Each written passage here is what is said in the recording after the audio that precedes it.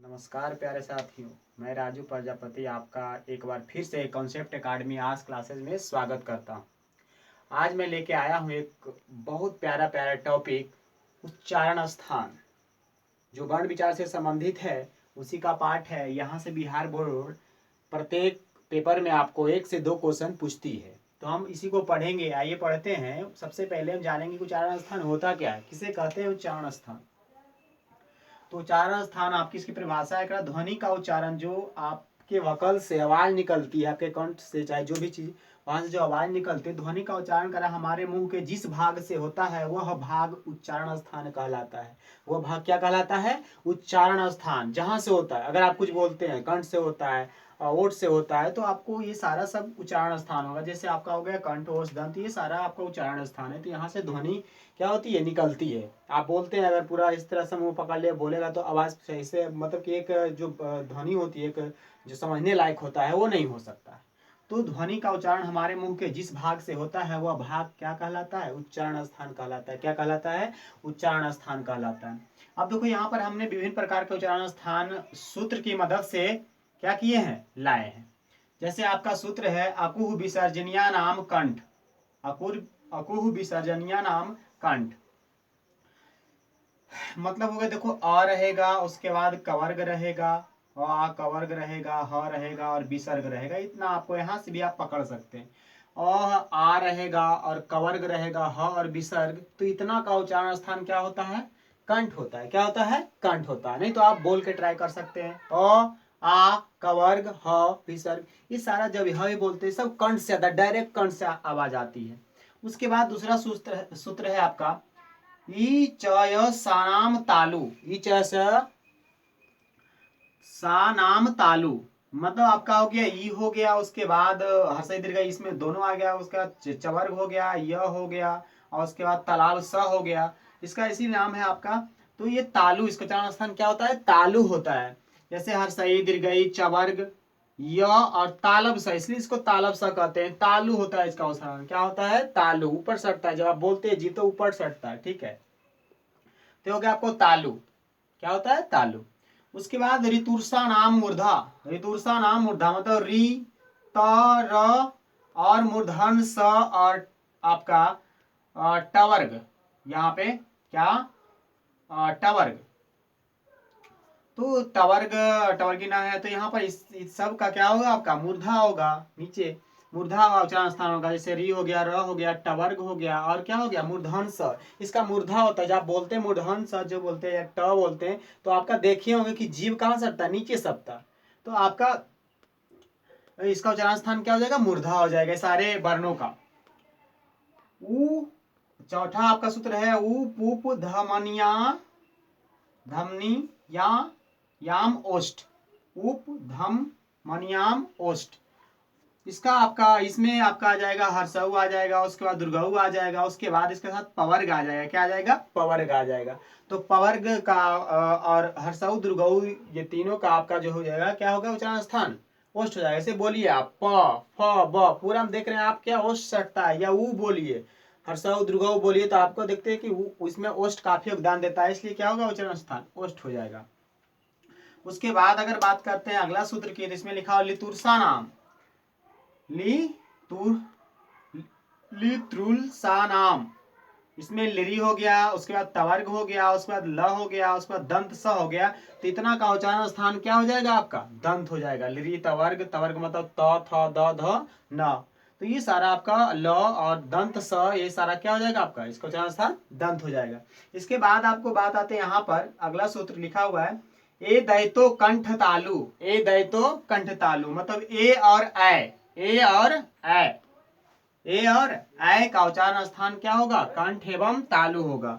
अगला है ओ दैतो कंठोष्ठो, मतलब ओ और औ का, ओ और औ का उच्चारण स्थान क्या होगा? कंठ और ओष्ठ होगा। कंठ और ओष्ठ होगा।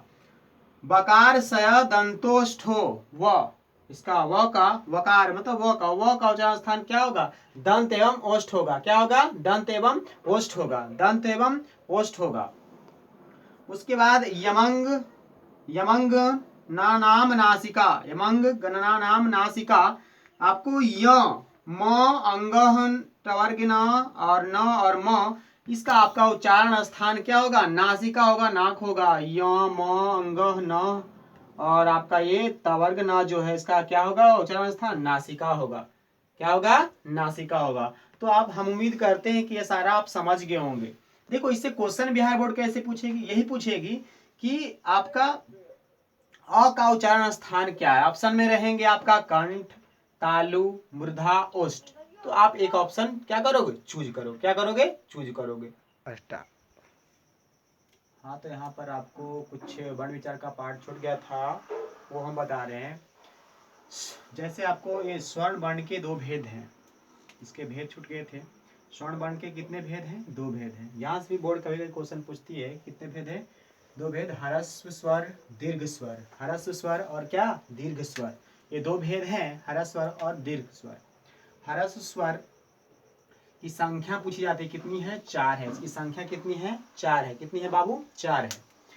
देखो अब अगर इसकी परिभाषा तो पहले बोर्ड पूछती थी, लेकिन अब तो पूछती नहीं, लेकिन फिर भी आप जान लीजिए, जिसके उच्चारण में कम समय लगे, जिसके उच्चारण में क्या लगे? कम समय लगे। जिसके उच्चारण में क्या लगे? कम समय लगे। जिसके उच्चारण में कम समय लगे, ठीक है, जिसके उच्चारण में कम समय लगे उसको क्या कहेंगे? ह्रस्व स्वर कहेंगे। हर्षई, हर्षऊ और ये 4 संख्या में है। और जिसके उच्चारण में ज्यादा समय लगता है वो दीर्घ स्वर होगा। क्या हो जाएगा? दीर्घ स्वर हो जाएगा। जैसे आ हो गया, ये दीर्घई, दुर्गऊ, ए, ऐ, ओ, औ। तो इनकी संख्या 7 है। अब देखो इस तरह से व्यंजन वर्ण के 3 भेद होते हैं जनरली। स्पर्श वर्ण, अंतस्थ वर्ण, ऊष्म वर्ण। वहां पर हम लिखे भी थे आपको वर्ण विचार में। यहाँ पे थोड़ा डिटेल में बता रहे हैं। स्पर्श वर्ण में खास करके आपको कवर्ग, चवर्ग, तवर्ग, टवर्ग और पवर्ग, मतलब कुल 25 वर्ण है आपको। अब आपसे पूछेगा स्पर्श वर्ण किसको कहेंगे? तो जब आप उच्चारण करते हैं तो आपकी जिह्वा विभिन्न बाक इंद्रियों को स्पर्श करती है। तो जो मतलब कि स्पर्श करने पर, जिह्वा के स्पर्श करने पर जिस ध्वनि का, जिस व्यंजन का, जिस वर्ण का उच्चारण होता है वो स्पर्श व्यंजन कहलाएगा। तो ये सारा आपको बिना स्पर्श किए इसका उच्चारण होगा ही नहीं। आप ट्राई कर लीजिए। जैसे आप क बोलते हैं, च, छ, सब में जिह्वा कहीं ना कहीं सटेगी। तो जो स्पर्श, इसीलिए इसका नाम है स्पर्श। तो स्पर्श करती है इसलिए। तो इसकी संख्या कितनी है? 25। आपसे ये भी बोर्ड पूछ सकती है कि स्पर्श व्यंजन की संख्या कितनी होती है? तो 25 होती है। तो ये सारा होता है। अंतस्थ वर्ण किसको कहते हैं? जो आपका अंत और बीच में जो रहता है। तो अंतस्थ वर्ण की संख्या कितनी है? ज्यादातर ये बोर्ड पूछती है। तो कितनी है? 4 है। य, र, ल, व, ये अंतस्थ वर्ण है। उस वर्ण की संख्या कितनी है? तो ये भी 4 है। तालाब, स, मूर्धन, स, दंत, स, ह, ये उस वर्ण आपका गिना जाता है। उसी तरह से फिर ये अलग से संयुक्त वर्ण। संयुक्त वर्ण किसको कहेंगे? तो जो दो आपको व्यंजन वर्णों के मिलने से बना है। तो यहाँ पर देखो संयोगी 6 है। तो इसको आधा क और मूर्धन स के मिलने से ये बना है आपको। त्र है तो आधा त और र के मिलने से बना है क्या? त्र आपका हो गया। उसके बाद आपका ज्ञ हो गया। तो ज और प्लस य, आधा ज य से मिलकर बना है स्र। तो इस प्रकार से संयुक्त वर्ग की संख्या कितनी है? 4 है। संयुक्त वर्ग की संख्या कितनी है? ज्यादातर इसकी संख्या पूछी जाती है, या तो फिर ये पूछा जाता है कि 6 निम्न में से क्या है? संयुक्त वर्ण है, उष्म वर्ण है, अंतस्थ वर्ण है, या स्पर्श वर्ण है? तो इस तरह का क्वेश्चन आपको बनेगा।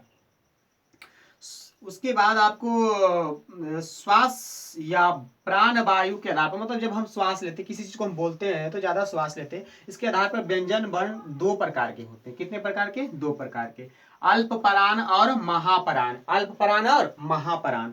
अल्पपराण का प्रत्येक वर्ग का पहला, तीसरा, पांचवा वर्ण एवं अंतस्थ वर्ण, ये इसको क्या कहेंगे? अल्पपराण। क्योंकि इसके उच्चारण में क्या होता है? कम श्वास हमें खींचना होता है, कम श्वास। जैसे आप बोलिए प्रत्येक वर्ग का पहला, जैसे पहला मतलब क हो गया, और उसके बाद ग, जैसे आप बोलते हैं क, ख, ख में कुछ ज्यादा ही आपको श्वास की जरूरत पड़ती है। तो आपकी क बोलते हैं तो कम की जरूरत पड़ती है। तो जिसमें कम हो तो पहला आपका क, ख, ग, घ, ठीक कैसे हो जाता है? तो ग आपका मतलब पहला, तीसरा, पांचवा वर्ण अंतस्थ वर्ण और लवि से कम समय लगता है। तो इसको आपको, इसीलिए इसको क्या कहता है? अल्पपराण कहा जाता है। क्या कहा जाता है? अल्पपराण। उसके बाद महापराण, प्रत्येक वर्ग का दूसरा, चौथा, मतलब ख, घ। तो ये सारा आपका क्या हो जाएगा? और उसके बाद उष्म वर्ण। उष्म वर्ण आपको यहाँ पर बताया क्या है? तालब से ज्यादा तेज आवाज निकालना पड़ता, ज्यादा श्वास निकालना पड़ता। तो जिसमें ज्यादा श्वास निकालना पड़े, ठीक है, तो वो क्या होगा आपका महाप्राण हो जाएगा, तो श्वास के आधार पे। उसके बाद घोष वर्ण और अघोष वर्ण भी आता है, तो ये पूरे वर्ण के को बांटा गया है, यही आपका उच्चारण में पूरे वर्ण को लेकर। तो पूरे वर्ण घोष वर्ण किसको कहेंगे, तो प्रत्येक वर्ग का तीसरा चौथा पांचवा एवं सभी स्वर्ण वर्ण य र ल व ह, ये सारा आपका घोष वर्ण है। क्योंकि आपको इसका उच्चारण में जो होता है वो कम समय लगता है आपको, 3 4 5, ठीक है ना, 3 4 5 सभी स्वर्ण वर्ण य र ल, ये सारा में आपको कम समय लगता है, तो ये आप घोष वर्ण हो जाएंगे। और अघोष वर्ण क्या होगा, प्रत्येक वर्ग का पहला दूसरा वर्ण, पहला दूसरा मतलब क हो गया, ख, क ख, तो ये आपका क्या हो जाएगा, अघोष वर्ण हो जाएगा। तालाब सा मुदान सा ह, ये सारा क्या होगा, अघोष वर्ण। तो यहाँ से आपको पूछा जाएगा ऑब्जेक्टिव में कि कौन कौन से अघोष होते हैं, कौन कौन से घोष होते हैं। तो अब इसका हम अगला जो पार्ट लेके आएंगे, इसका ऑब्जेक्टिव लेके आएंगे वर्ण विचार का पूरी तरह से, तो वहां पर पूरा डिटेल से आप समझ जाएंगे।